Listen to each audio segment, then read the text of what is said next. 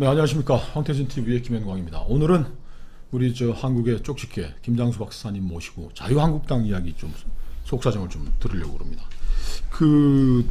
이제 우리 김장수 박사님은 이제 경기도 광주에서 당협위원장을 맡고 계시니까 내일 모레 6월 20일이면 이제 D-300일이면 총선도 있고 총선도 준비해야 되고 국회도 지금 다시 개원을 해야 되고 여러 가지 문제가 산적해 있는데, 황교안 대표는 지금 하여튼 73일째 오늘로 장애투쟁을 계속하고 있는데, 저 장애투쟁이 지금 어디로 가고 있는 건지, 국민들에게 그 진위는 잘 전달이 되고 있는 건지 어떻게 보고 계세요, 안에서는? 사실 지금 장애투쟁을 한다 안 한다의 문제가 아니고, 제가 볼 때는 한국당을 중심으로 한 보수 진영의 문제들이 지금 총체적으로 드러나고 있다. 그런 게 이제 지금 국민들에게 좀 답답함을 줄 수 있다, 이렇게 보고 있습니다. 이건 이제 하루 이틀 된 문제는 아니고요. 문재인 정부가 국정 운영을 정말 못하죠. 한두 가지 못하는 게 아니죠. 더군다나 핵심적인 것에서 다 지금 이제 민심들이 돌아서고 있습니다. 예를 들자면 탈원전 정책만 해도 이제 최근에 나오는 조사들에 의하면 70~80% 국민들이 원전을 유지하거나 확대해야 된다, 이렇게 나오고 있어요. 근데 이제 이거를 야당인 자유한국당에서 제대로 대응을 못하고 있다. 이게 장애투쟁이 됐든 원내투쟁이 됐든 아니면 특정한 이슈에 대한 아젠다 파이팅이 됐든, 그게 이제 지금 한국당에 대해서 느끼는 국민들의 답답함이라고 생각합니다. 4대강도 문제고, 하여튼 거시 경제 지표가 지금 다 무너졌다. 그죠? 예. 지금 웃기는 이야기로 지금 세계 경제 1위 하는 미국 큰 경제 아닙니까? 거기 빨리 갈 수도 없고 하는, 근데도 미국의 경제 성장률보다 대한민국이 떨어지고 미국의 실업률보다 대한민국 경기가 높다라는 이런 엄청난 일이 벌어지고 있는데, 한국당이 정말 어디로 가야 될지 이제 구멍을 뚫고 돌파구를 마련해야 되는데 그게 답답한 건데, 지금 고민은 쉽게 얘기하면 이제 집토끼, 산토끼 논쟁인데, 예. 이 중도 쪽으로 외연을 확장해 가야 될 텐데, 황교안 대표가 그런 방향성, 그런 돌파하는 힘, 그걸 좀 잘 못 보여주고 있는 거죠. 일단 이제 우리나라 정치의 기본 특징을 좀 정리할 필요가 있습니다. 우리나라는 그 어느 나라보다도 빠르게 바뀌는 나라입니다. 유권자들도 마찬가지입니다. 그래서 제가, 물론 이제 저도 포함해서요, 내가 왕년에 선거 좀 해봤다, 이런 사람들 말 들으면 안 됩니다. 왜? 유권자가 계속 바뀌거든요. 유권자가 이제 이게 진화하는 유권자인데, 예를 들자면 이런 겁니다. 기업인 출신 이명박 대통령 뽑아봤어. 그러고 나서 경험을 하지 않습니까? 그럼 그 경험으로부터 이제 다음에는 기업인 출신이라고 무조건 선호하지는 않습니다. 그래서 이제 제가 지금 큰 전략적 방향과 관련해서는 중도 유권자를 잡아야 된다는 건 한국에서 100% 맞는 얘기입니다. 문제는, 근데 그러면 이 중도 유권자를 어떻게 잡을 거냐에서, 저는 이제 선무당들이 움직이고 있다, 이런 게 이제 지금 황교안 대표의 행보가 좀 이렇게 오락가락 하는 게 아니냐, 이런 생각이 듭니다. 예. 그 이제 쉽게 이제 입에 발린 말로 2030 세대들하고 청년들하고 만나봐라. 새로운 흐름에 대해서 길을 기울여야 한다. 늑다리들 버리고 이제 글로 가야 된다고 하지만, 그것도 또 쉬운 일은 아닌 말이고, 문재인 대통령이 하는 대로 청년들하고 만나가지고 얘기를 한다고 해서 그게 옳은 것이냐. 메시지가 있어야 되는데 메시지는 없고 그냥 자꾸 모양을 취하라, 이렇게 하면 이제 흔들리는 거죠. 일단 저는 제가 당협위원장이지만 핵심 메시지가 빠졌다라는 데 동의를 합니다. 그러니까 제가 그래서 자주 드는 예입니다. 국민들은 예를 들자면 우리가 축구 감독이다. 그러면 스트라이커한테 요구하는 자질과 중앙 수비수한테 요구하는 자질이 다르지 않습니까? 국민들은 좌파가 맞다, 우파가 맞다를 떠나서 좌파가 해줬으면 하고 기대하는 거하고 우파가 해줬으면 하는 게 다릅니다. 그러니까 중도를 장악한다, 중도 유권자를 설득한다 해도 중도 유권자들 자체도 똑같은 사람도, 야, 좌파 정부가 들어서면 이런 걸 좀 해줘야 되는 거 아니야? 그리고 우파가 들어오면 이런 걸 좀 해줘야 돼. 이렇게 기대가 다릅니다. 근데 우리가 여기서 섣부르게 예를 들자면 좌파가 저런 거 하니까 중도 유권자들이 좋아하니까 우리도 그런 거 좀 해보자. 이렇게 가면 안 됩니다. 음. 물론 그 이벤트나 어떤 행사는 같이 가더라도 핵심 메시지를 분명히 해야 됩니다. 특히 지금 같은 때는 문재인 정부의 좌파 경제 정책, 실험 뭐 이런 거에 대한 국민들의 불만이 되게 높게 있습니다.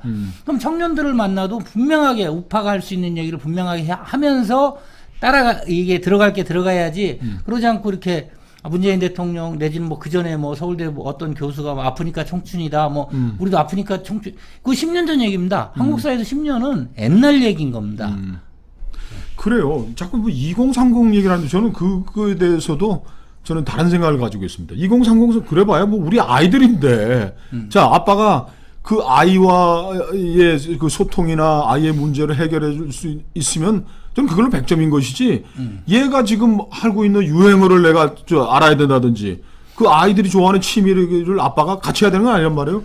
이 아이들의 문제를 우리가 해결해 줄 수 있다라는 비전과 그 아젠다들을 자꾸 제공하는 게 답인 것이지 저는 자꾸 그 당에서 얘기 나오는 것 중에 뭐 청년들을 뭐 비례대표로 끌어들여야 된다.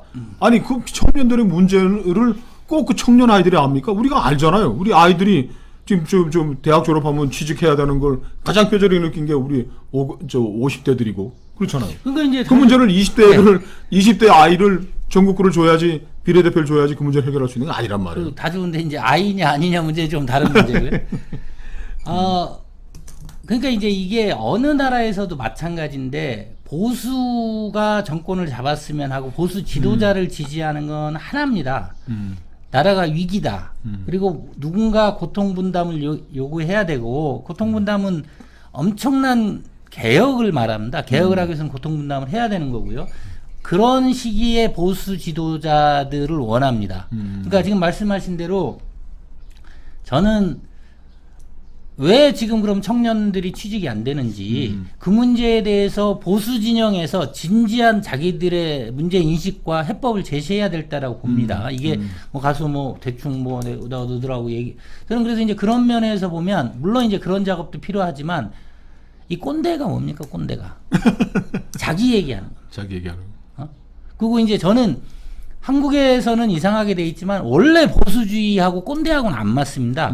보수주의는 뭐 기독교 정신하고 비슷하게 자기의 한계에 대한 인식을 합니다. 인간으로서 자기 한계에 대한 인식을 하기 때문에 되게 겸손하고 자만하지 않고 독선을 부리지 않습니다. 근데 저는 뭐 이제 황교안 대표 본인 뭐 고시 붙고 뭐 한 거 30년 전 얘기입니다. 지금 그 얘기가 전혀 달라요. 거기서 자기 얘기를 모범사례처럼 얘기하면 안 됩니다.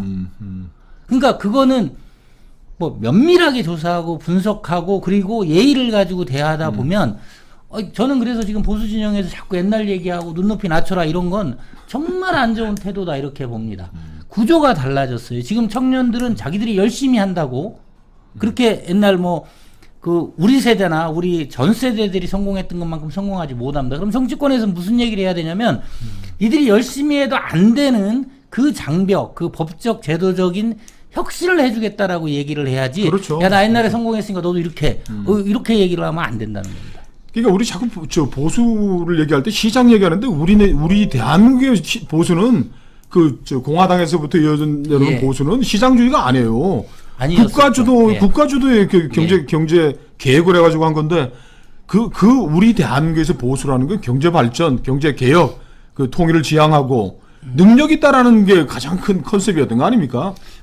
보수하는 사람, 보수주의자들은 민정당, 공화당, 민정당 이렇게 넘어오는 민자당 넘어오는 이 정당은 자유한국당은 일 잘한다, 능력 있다라는 거로 가야 되는 거지.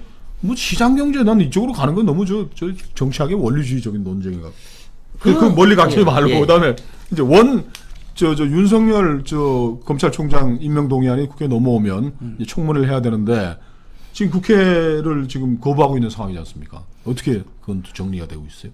지금 그 청문회는 한다는 거 아닙니까? 그러니까 그것도 저는 이제 좀 다양화 다각할 필요가 있다. 그러니까 우리가 거부하는 게 뭐고 거부하지 않는 게 뭔지 뭐 그런 거에 굳이 예를 들자면 윤석열 같은 사람이 검찰총장 되면 안 되겠다라고 생각하면 그건 국회 그 부분에 있어서 참여할 수가 있습니다. 뭐 이거를 그리고 예를 들자면 장애투쟁을 하면 원내에 들어가면 안 되고 이건 그냥 우리가 하는 얘기죠.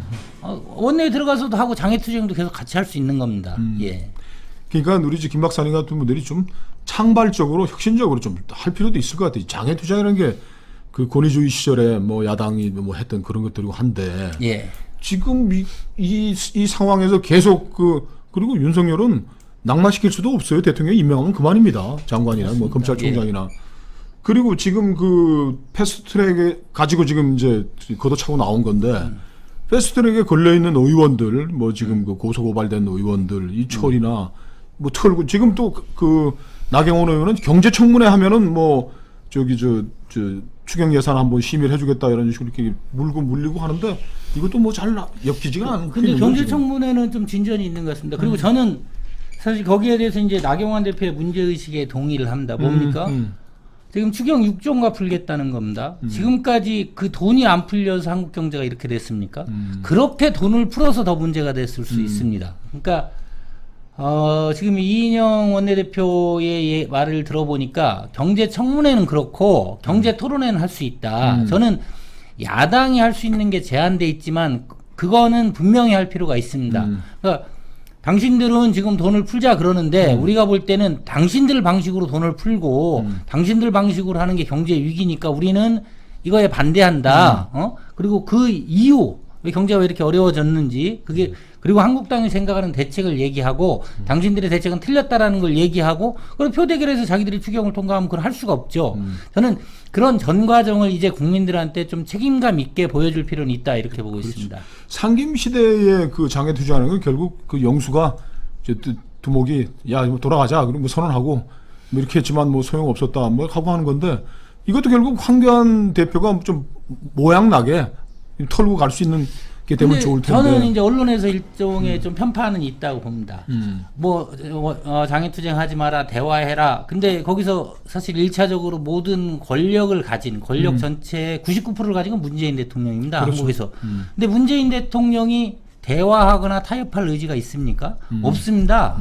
이분은 최저임금 인상 그거 다 문제가 됐다고 하고 지금 탈원전 다 그렇게 됐다고 그렇죠. 하고 자기 마음대로 한 거죠. 전혀 타협하려고 하지를 않고 계속 야당을 공격하면서 선거 정치 공학적으로 접근하고 있습니다.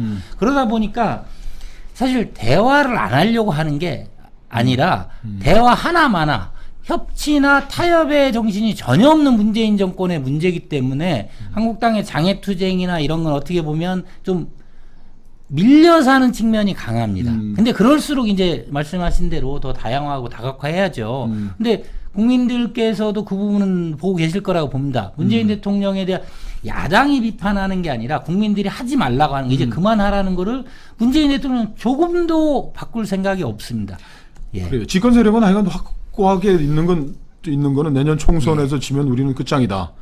무슨 수를 동원해서라도 이겨야 되겠다. 예. 그리고 통장들 월급도 올려주고 현금 복지를 그냥 무조건 뿌리고 보자라는 거란 말이에요. 예. 근데 거기에 맞서서 싸울 수 있는 야당의 이제 수단이 워낙 제한되니까 제한됐습니다. 예. 궁여지책으로 지금 가고 있는데 이럴 때일수록 뭐 이렇게 뭐 새로운 지도자도 나타나고 뭐 하기를 원하고 하는데 한성규 사무총장은 뭐 왜 그만두셨어요?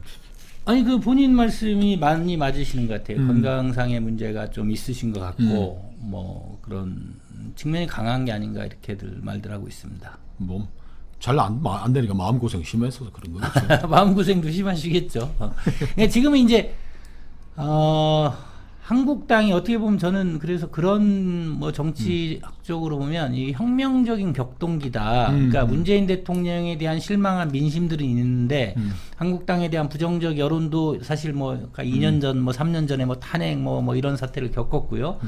그러면서 사실 뭐 황교안 대표는 새로 왔지만 기존의 위원들 당 체제는 그대로 있는 상황에서 이렇게 아주 폭정을 하고 있는 문재인 정부를 견제해야 되는 이런 전환기에 있습니다. 그러니까 주어진 임무는 다른데 주체 내지는 뭐 이 핵심은 바뀌지 않은 상황에서 한국당이 헤매고 있다. 근데 저는 여기서 길을 찾아야 할 거라고 봅니다. 근데 예. 저 아까 말씀하셨지만 스트라이커도 많아야 되고 싸움꾼도 있어야 되고 한데 탈원전에서는 그 최연애 의원 그렇죠. 정말 뭐 예. 열심히 싸우시는데 혼자 외롭게 싸웠고 예.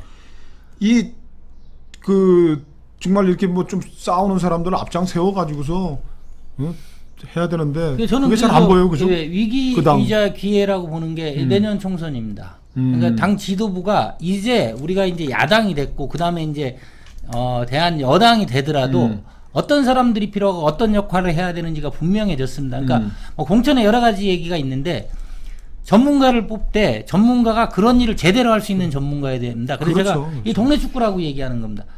100몇 명의 국회의원이 있습니다. 그 중요한 아젠다들이 뭐 서너 개 있지 않습니까? 그러면 이 100몇 명이 자기 상임위별로 내지는 자기 전문성과 관련돼서 일을 맡아서 그걸 하면 됩니다. 우우하고 달려나갈 게 아니고. 그러니까 그 동네 축구라고 말씀하시는데 하나하나가 맹장해야 되는데 제가 장기표 선생이 문재인 비난하니까 저쪽에서 찍소리 못 하잖아요. 예. 장기표 선생이 감옥을 5번 갔다 왔다 그러더라고요. 예. 이재호 전 특임장관, 이재호 의원 그 양반 감옥 5번 갔대.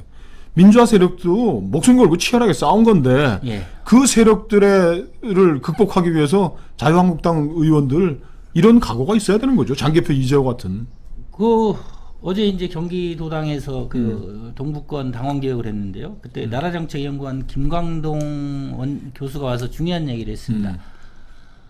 이 나라를 이렇게 만들고 뭐 예를 들자면 1억 원을 모으기는 어렵지만 이걸 퍼주기는 쉽다. 근데 이 나라 뭐 여러 가지 문제가 있고 했지만 이 나라를 만들어 온 건 한국의 우파다. 자유 우파가 만들어 왔고 그거의 문제점을 얘기할 수는 있지만 우리는 이제 건설해 온 사람들, 일해 온 사람들로서 좀 당당하게 대처할 필요가 있다.